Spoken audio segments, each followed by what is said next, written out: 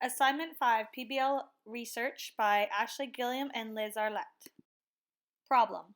Nashi Ombash was a 48-year-old resident who lived on Cat Lake First Nation Reserve in Northern Ontario. Her family believed her passing was due to respiratory issues that arose because of her moldy house conditions. First Nations individuals deal with many unacceptable issues living on reserves, and the stark reality is that many of them live in moldy, structurally unsound, overcrowded homes, and this remains a nationwide problem in Canada. Research process. Stage 1. We brainstorm possible connections and information gaps between our 3 areas, evaluating online information, digital literacy, and housing, formulating a thesis questions based off this. Stage 2.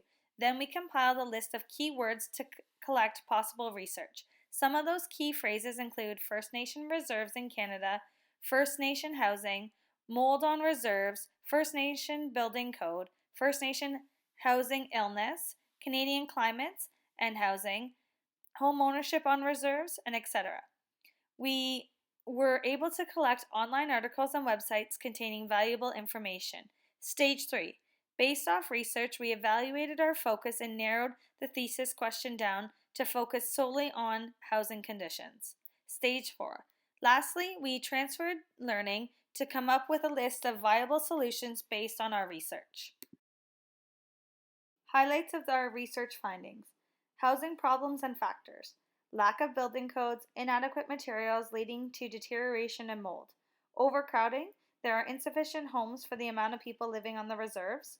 Sometimes there's up to 20 people in one house, leading to structural damage.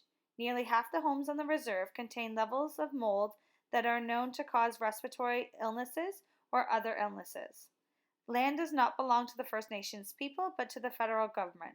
Therefore, they are unable to obtain typical mortgages, leading to homes that need major repairs and no one stepping up to do them. A lot of the research that we found was outdated from the late 80s and 90s, and not as many articles found within the last 10 years. While evaluating online research, we needed to make sure to stay away from the bias in some of the articles depending on the perspective in which the article was written. Here is a list of our viable solutions. Number 1. The government continuing its efforts to help First Nations communities with their inadequate living conditions to help improve the health and well-being of all those affected. Number 2. Having more scholarly journals written within the last 5 to 10 years. This will help with showing today's issues. Number 3. More research being done in North America. Lots of the research that we came across was based from Australia. Number 4. Creating more of an awareness of the lack of building code standards on reserves. Here is a list of references that we used to create our assignment.